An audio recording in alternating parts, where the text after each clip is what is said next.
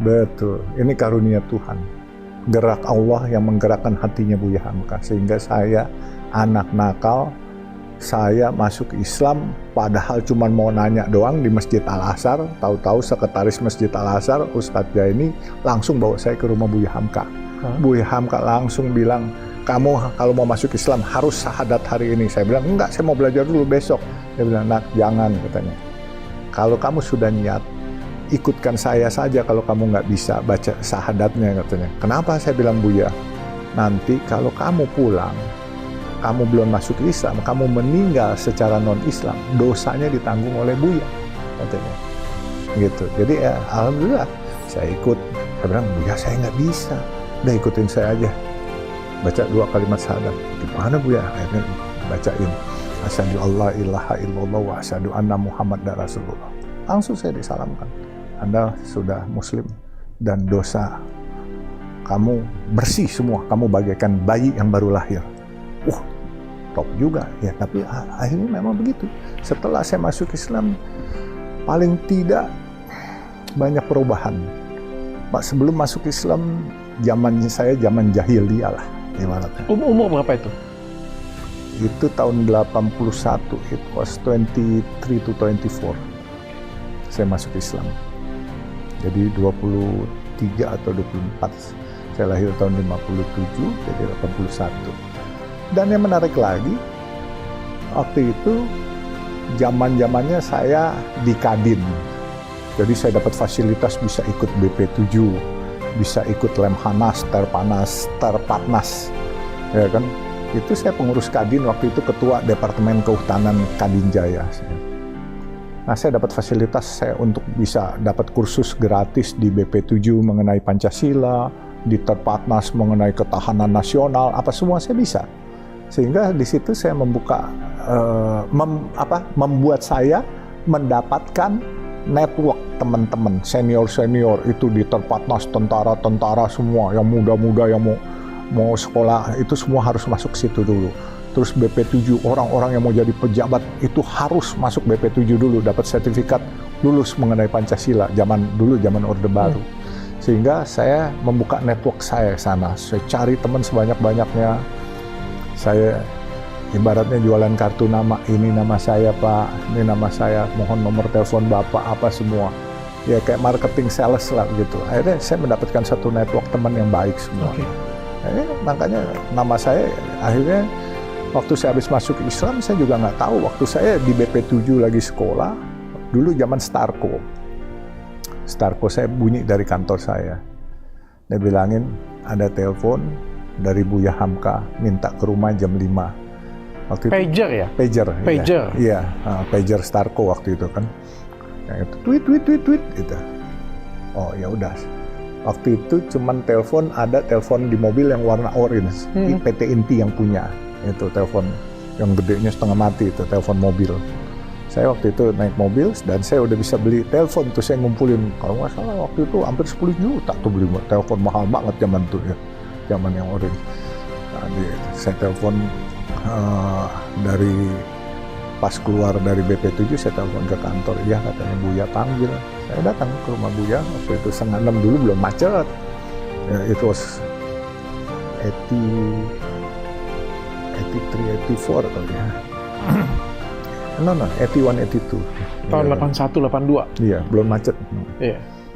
Makanya cepet ke Al-Azhar tuh, Jalan Raden Patah itu cepet dari Pejambon situ dekat Hotel Borobudur. 15 menit juga nyampe. Nah, di situ Buya panggil. Itu hari Senin, saya ingat. Saya lupa tanggalnya, itu sekitar Maret. Sebelum beliau berpulang lah. 1 bulan, 2 bulan kayaknya. Saya masuk, nanti Kamis datang ya, malam Jumat. Kenapa Buya? Enggak, ada syukuran katanya. Acara apa Buya? Udah datang aja katanya. Saya datanglah ke sana. Waktu saya masuk ke sana, saya lihat ada kasidahan. Rame orang. Acara apa ini? Oh, rupanya syukuran. Pemberian nama sebagai anak ideologisnya Buya Hamka. Saya diberikan nama, saya dikasih cincin, masih ada cincinnya yang digrafir. Dibikinin acara? Dibikinin acara. Dikasih cincin bulu safir, saya diangkat, nama saya kan tadinya beliau kasih Muhammad Yusuf. Dia izinkan nama Hamka dipakai di belakang saya, jadi Muhammad Yusuf Hamka. Itu nggak ada ngomong-ngomong dulu, Pak? Enggak. Nggak ada Bapak minta juga? Enggak juga. Dan saya berasa itu saya sempat merinding, terharu, menangis, dan bahagia. Karena apa? Itu dulu ulama sangat besar dan ditakuti. Even Presiden Soeharto dulu segan sekali gitu ya. Makanya saya bilang, luar biasa. Nah, begitu nama itu ditempelin ke saya, Dok, zaman jahiliyah saya harus hilang, selesai. Dulu yang namanya dokter bilang, dugem apa semua saya lewatin, judi semua saya udah lewatin semua. Zaman barbarian lah. Dan begitu dapat nama itu jadi beban yang harus Bapak jaga. Sangat membebani, tapi jujur mengerem saya dari perbuatan-perbuatan zolim, segala macam perbuatan-perbuatan nakal itu saya kurangin. Saya nggak bisa tuntas hilang, tapi pelan, step by step. Bahkan saya sempat diteror. Ada beberapa komunitas saya nggak suka, saya sempat dikeroyok. Nah, di Press Club itu dekat Jalan Veteran. Ya, tapi lewat aja semuanya. Oh, malu karena namanya ya, Pak ya? Iya. Tapi sedekat apa, Pak, sampai Bapak dapat namanya? Ini yang dapat nama Hamka ini sendirian atau? Sendirian. Anak angkatnya yang cuma satu yang saya dapat nama. Sendirian, iya. Pak? Yang lain banyak anak angkatnya mungkin puluhan, tapi nggak ada yang dikasih nama. Dan nggak dibuatin syukuran. Oh, serius, Pak? Iya, nggak dikasih cincin. Spesial banget loh, Pak. Ya, alhamdulillah, Dok. Makanya rezeki anak soleh. Seorang dai yang luar biasa besar pada zaman tersebut. Ini kan umat mendengarkan, politik juga mendengarkan dia. Bapak seorang Chinese lah ya, gitu bilang kayak gitu ya. Mualaf lagi kan kayak gitu. Meskipun mualaf di tangan dia, dan saya pikir pasti banyak orang yang mualaf di tangan beliau juga. Banyak. Kenapa harus seorang Yusuf yang dijadikan Hamka? Karena Allah yang ngatur. Saya juga nggak bisa tahu. Sampai hari ini pun saya juga jadi Yusuf Hamka yang mungkin kata orang saya konon katanya kaya, saya juga nggak tahu. Anda nggak pernah bertanya?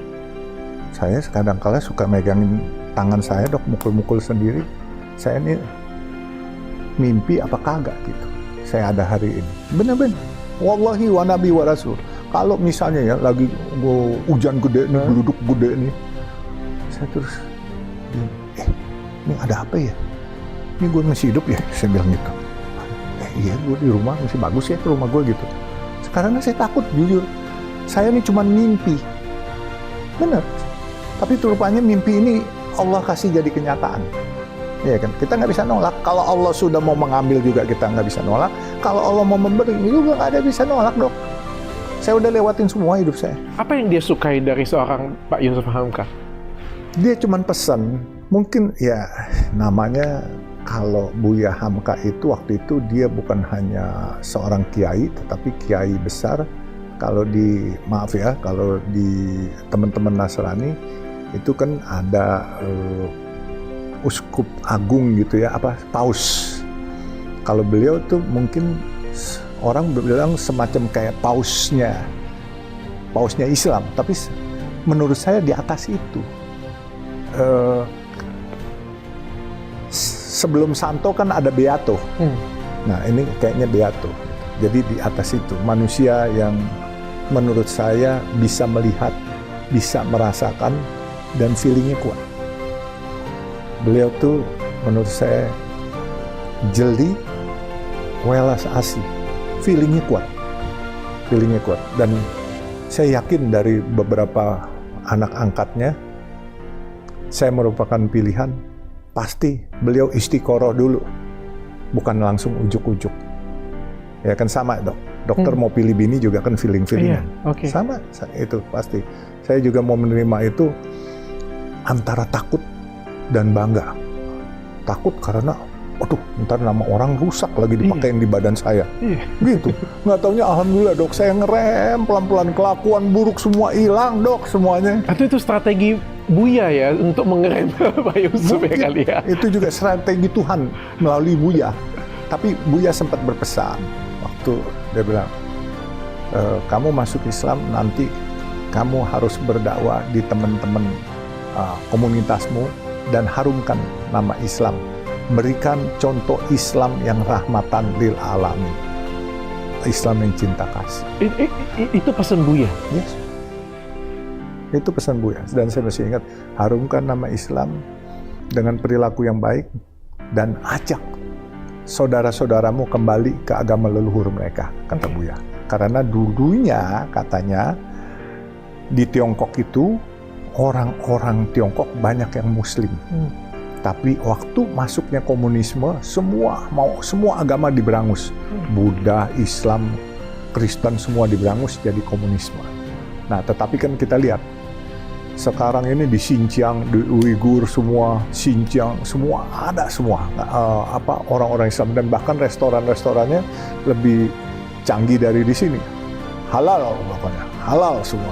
Nggak ada yang haram di situ. Kalau di sini antara ya 50-50 lah ya gitu.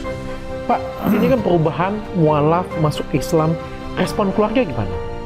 Keluarga saya mendukung, tapi komunitas saya mencibir. Keluarga saya mendukung, orang tua maksudnya? Iya, orang tua saya mendukung. Kakak adik semua mendukung? Iya. Komunitas mencibir? Iya. Tionghoa? Tionghoa. Ya, itu resiko. Waktu saya masuk Islam itu, orang tua saya sempat terkejut. Tapi dia pesan, kalau beragama jangan main-main, beragamalah yang baik. Saya bilang, ini pilihan saya dan saya pasti membawa diri saya lebih baik lah, saya bilang gitu. Saya main pastikan aja, saya rasa mulut saya juga disentil sama Tuhan kali. Dah yakin, ya benar semua. Semua kelakuan buruk saya, Dok, dulu seminggu bisa 3 kali tawuran berkelahi sama orang. Itu berkelahi itu bukan orang itu ada salah sama saya, bukan. Karena anak muda mau nyoba-nyoba aja. Kalau lihat yang badannya gede, yang orang katanya jago, kita mau nyoba, mau ngejajalin. Gitu. Itu Buya nggak tahu ya? Nggak tahu. Buya nggak tahu. Kalau tahu nggak dikasih saya. Buya nggak tahu. Aduh, jadi Buya nggak tahu? Nggak tahu. Bapak sering keluar malam juga, kayak gitu tahu. punya. Nggak tahu? Nggak tahu. Tapi yang Buya tahu adalah yang dimana saya nggak tahu, yaitu bahwa saya bisa mengharumkan nama Islam dan nama beliau di akhir hayat saya, ibaratnya di hari tua. Oke. Ya kan ternyata ya kan, alhamdulillah hari ini kan perilaku saya bukan ujuk-ujuk saya jadi orang baik. Bekas orang tidak baik, pelan-pelan berusaha menjadi baik. Dan alhamdulillah sekarang mendingan. Kalau baik 100% juga enggak lah, Dok. Ya kan pasti manusia tidak sempurna. Salah satu karyanya dari Buya Hamka. Karya ini saya gitu.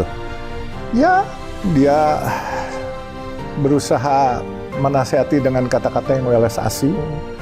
Dan saya tadinya juga nggak yakin bahwa saya bisa mengharumkan nama beliau. Di saat beliau sudah meninggal mostly 40 tahun, tapi nama beliau masih dikenang karena nama beliau, selain beliau memang orang yang baik, orang yang terkenal dan ulama yang hebat, saya selalu menyandang memakai nama itu sehingga orang mengenal Hamka. Who is Hamka? Who is Hamka? Orang melihat Hamka akan keluar Profesor Dr. Hamka, baru Yusuf Hamka. Gitu. Pak, jadi kayanya ini gara-gara mualaf kah? Atau kaya dulu baru mualaf? Enggak, saya belum kaya waktu saya mualaf. Iya kan? Atau berarti kayanya karena mualaf nih? Enggak juga. Enggak juga. Kalau segitu semua orang masuk mualaf aja untuk jadi kaya. Nggak bisa.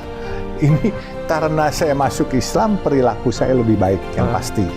Sehingga dengan baik, orang lebih percaya berbisnis sama saya. Oke. Terus saya karena masuk Islam, Islam mengajarkan saya amanah dan jujur dan adil.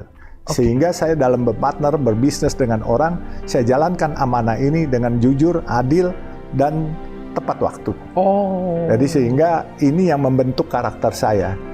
Iya kan? Jadi menurut saya banyak hal ya, Dok ya. Kalau saya lihat gini. Orang misalnya Nasrani, orang nggak akan baca Bible dulu. Orang akan melihat karakter dokter. Dokter misalnya Nasrani. Kalau karakter dokter jelek, orang nggak kepengen buka Bible-nya. Tapi kalau karakter dokter baik, orang kok baik ya? Apa sih yang dia ini anut? Oh, agamanya Kristen. Apa sih itu Kristen? Aku pengen belajar Bible-nya. juga supaya jadi seperti dia. Iya, bukalah baru Bible-nya. Apa sih? Sama juga Islam. Kalau Islam tidak bisa welas asih, orang nggak akan mau melihat Al-Quran kita. Oke. Boro-boro orang udah benci, antipati dulu. Tapi kalau saya jalan dengan yang gaya saya selama ini, ya kan, saya mengharumkan nama Islam, saya tidak bisa dengan ayat-ayat suci, saya tidak fasih. Otak saya udah bolot karena udah tua, iya kan? Saya dengan perilaku. Dengan perilaku. Iya, perilaku dengan kata-kata santun, dengan perilaku yang baik, orang akan lihat apa yang ini. Saya bilang ini cara Islami. Oh, mereka kepengen tahu, belajar Al-Qur'annya baru dilihat, dibuka. Oh, ini loh Al-Qur'annya mengajarkan ini. Bukan Dari bahasa Arab, bukan dari bahasa, tapi dari perilaku kita juga bisa berdakwah. Oh iya, perilaku kita yang justru dakwah yang paling efektif adalah dakwah bilhaq dengan perilaku kita. Sekarang maaf nih, kita ngaku kita kiai, kita ustadz, tapi dikit-dikit kita tempeleng orang, dikit-dikit kita marah-marahin orang dengan kotor. Orang akan lihat nggak kita, ya kan? Tapi kalau kita bukan ustadz, kita bukan kiai, kita orang biasa, kita lihat orang naik sepeda jatuh, kita tolongin, ya kan? Kita lihat orang nggak bisa makan, kita berikan makanan. Orang akan lihat siapa sih dia. Terus orang tuanya siapa? Agamanya apa? Kenapa dia jadi seperti itu? Nah, kok dan dia akhirnya orang gitu? bisa jadi belajar beneran. Nah, belajar. Pasti diajarinnya baik-baik. Ini nggak ada pertanyaan di sini.